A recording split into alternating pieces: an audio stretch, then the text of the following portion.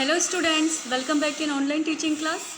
Standard 12th NCERT syllabus, subject biology and chapter number 12 biotechnology and its application. I explain you the term biotechnology and its process. Now let's we take its application. That is how is useful the biotechnology in nowadays. Okay students, let's we start. And this topic biotechnology. This is the process when genetic material is used and it converted into the modified organism.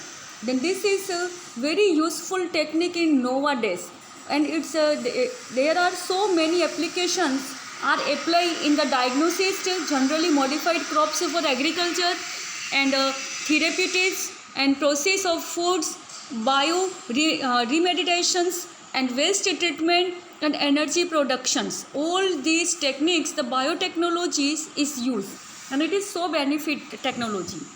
And these are the providing the best catalyst from the improvement organisms, and there is a microbes और pure enzymes.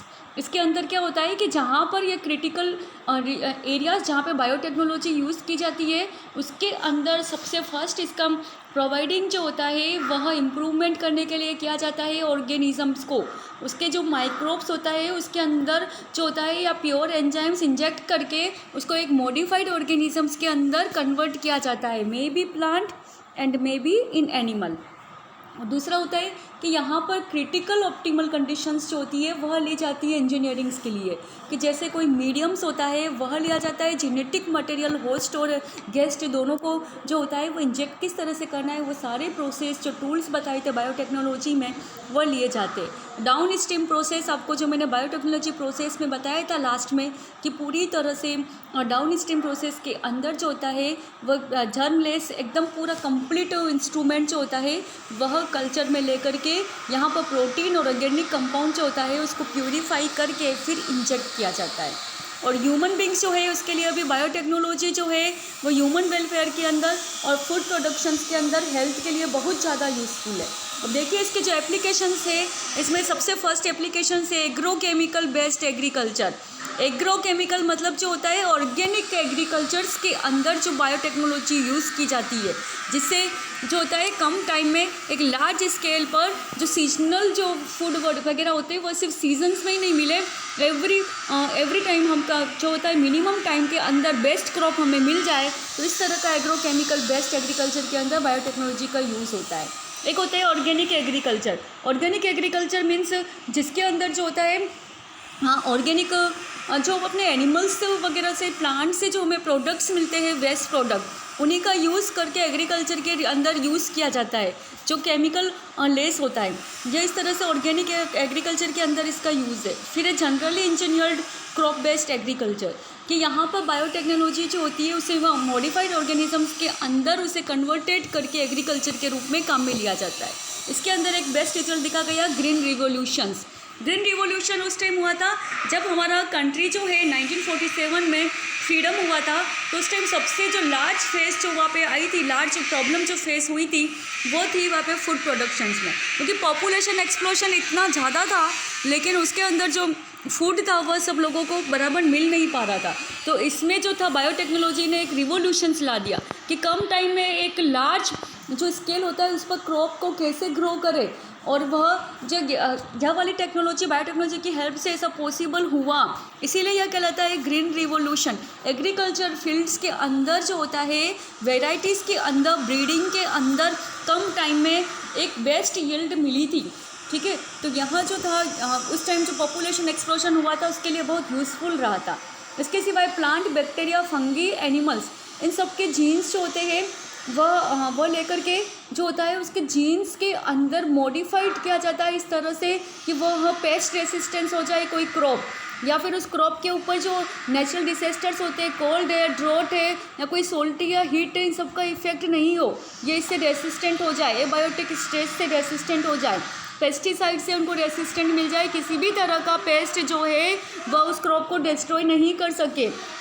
और post harvest losses जो होते हैं कि पहले से ही crop जो होती है वह पक कर तैयार नहीं होती है, डिस्ट्रॉय हो जाती है, तो इससे भी उसको रेसिस्टेंस मिल जाए। तो इस तरह से ये बायोटेक्नोलॉजी जो है इससे GMO जेनेटिकली मॉडिफाइड ऑर्गेनिजम्स करके ये सभी जो होता है कल्चर काम में लेकर के इस तरह की इम्प्रूवमेंट क्रॉप बनाई जाती है।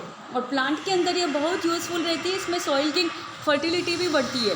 उसके सिवाय फूड जो होता है न्यूट्रिएंट फूड की वैल्यू बढ़ाने के लिए भी इसको काम में लिए जाते हैं, कि जैसे अभी गोल्डन राइस आ रहे हैं तो बेस्ट टाइप के उसके अंदर न्यूट्रिएंट्स होते हैं, जिसको खाने से प्रोटीन विटामिन मिनरल सभी मिलते हैं। विटामिन ए इनरिच्ड होता है इसमें राइस में। तो इस तरह की बायोटेक्नोलॉजी जो होती है इसमें GMO टेक्नोलॉजी को यूज़ करके जो क्रॉप प्रोडक्शन होता है उसको बेस्ट से बेस्ट यील्ड के अंदर कन्वर्ट किया जाता है। इसमें बायोटेक्नोलॉजी का एग्रीकल्चर फील्ड के अंदर एक पेस्ट रेसिस्टेंट प्लांट में अगर कोई एक्सपेरिमेंट किया गया है तो वो है अभी BT टॉक्सिक प्रोड्यूस किया जाता है बैक्टीरिया में, जिसे BT कॉटन प्लांट है तो उसके ऊपर जो होता है बेसिलस थोरिनजिस नाम का जो बैक्टीरिया होता है वह उसके अंदर इंजेक्ट किया जाता है। तो यह बैक्टीरिया इस तरह का रेसिस्टेंट या फ्लूइड निकालता है कि जिससे कोई भी इंसेक्ट वगैरह या पेस्ट वगैरह उसको क्रॉप को खाने आए तो वहाँ पर उससे वह डेड हो जाए और इससे उस क्रॉप का प्रोडक्शन हो जाए।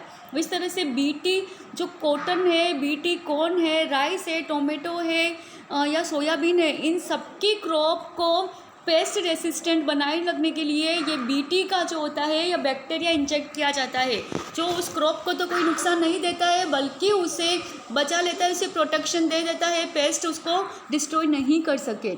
इसके अंदर बेस्ट एग्जांपल है BT कॉटन का। कॉटन जो होती है उससे जो होते हैं हमारे बेस्ट टाइप के क्लॉथ्स बनाए जाते हैं। और इसके अंदर टोबैको जो बर्ड वर्म्स होते हैं या आर्मी वर्म्स होते हैं वह इंसेक्ट लग करके इसको कील करना स्टार्ट कर देते हैं कॉटन की क्रॉप को।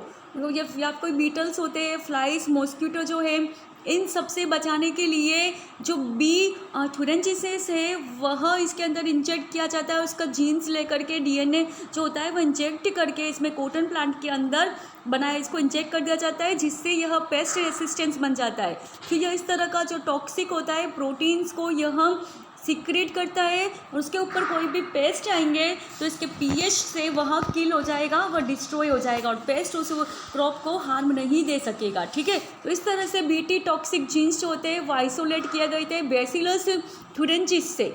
और उसे सेवरल क्रॉप प्लांट के अंदर सिर्फ कॉटन ही नहीं, मैंने आपको राइस बताया, टोमेटो बनाया, सारी जो ये क्रॉप्स के जो नेम बताए इसके अंदर उसको इंजेक्ट करके उसे पेस्ट रेसिस्टेंट बनाया जाता है, जिससे उसके ऊपर कोई भी तरह के जो इंसेक्ट होते हैं या पेस्ट होते हैं तो वह प्रोटीन्स जो होते हैं उसके जीन्स जो होते हैं वह क्राइसिलिस AB और क्राइसिलिस AB कंट्रोल जो होते हैं क्राइसिलिस 1AC एंड क्राइसिलिस 2AB ये दोनों कंट्रोल कर लेते हैं उसको पेस्ट को।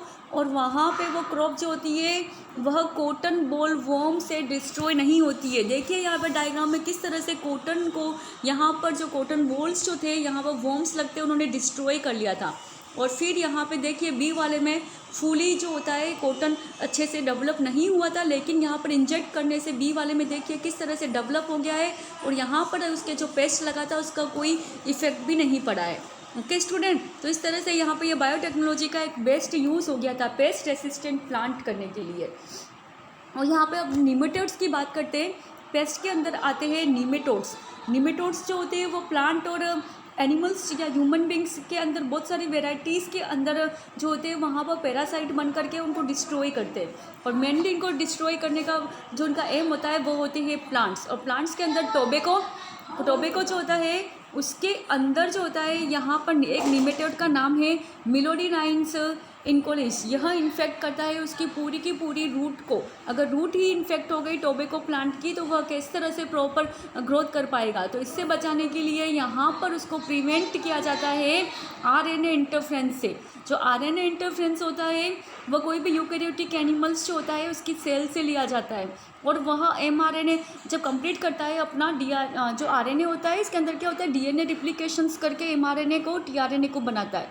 तो जब उसका RNA वो बन जाता है तो उसको निकाल करके वहाँ से रिमूव करके उससे और उस ऑर्गेनिज़म्स यूकैरियोटिक ऑर्गेनिज़म से इसके प्लांट की रूट के अंदर ट्रांसफ़र कर दिया जाता है। जैसे कि यहाँ पर एग्जांपल दिया था टोबैको रूट, तो उसके अंदर वो ट्रांसफ़र करने से dsRNA मॉलिक्यूल्स होता है वो उसको बाइंड कर देता है उस प्लांट की रूट के अंदर के RNA को बाइंड करके उसके साइड में अपने जीनोम्स और मोबाइल जेनेटिक एलिमेंट्स जो होते हैं वो ट्रांसफ़र कर देता है। इस तरह से आरएनए इंटरमीडिएट हो जाता है, बाहर का वो जो यूकेरियोटिक का ऑर्गेनिजम्स का जो आरएनए है वो अंदर, इसे बोलते हैं डीएस आरएनए ट्रांसमिशंस। और इससे क्या फ़ायदा होता है कि वह आरएनए जो होता है उस प्लांट के अंदर इस तरह का रेसिस्टेंस एंटीसिंस आरएनए बना देता है वो होस्ट सेल के अंदर, कि वहाँ पर कोई भी पेस्ट वगैरह लगे तो उससे एक तरह का जो होता है उसको हार्म नहीं पहुँचे। अगर वो पेस्ट लगने के बाद भी वह इससे क्या हो जाता है, रेसिस्टेंस हो जाता है प्लांट, उसके रूट में वह कोई इफेक्ट नहीं कर पाता है, डैमेज नहीं कर पाता है,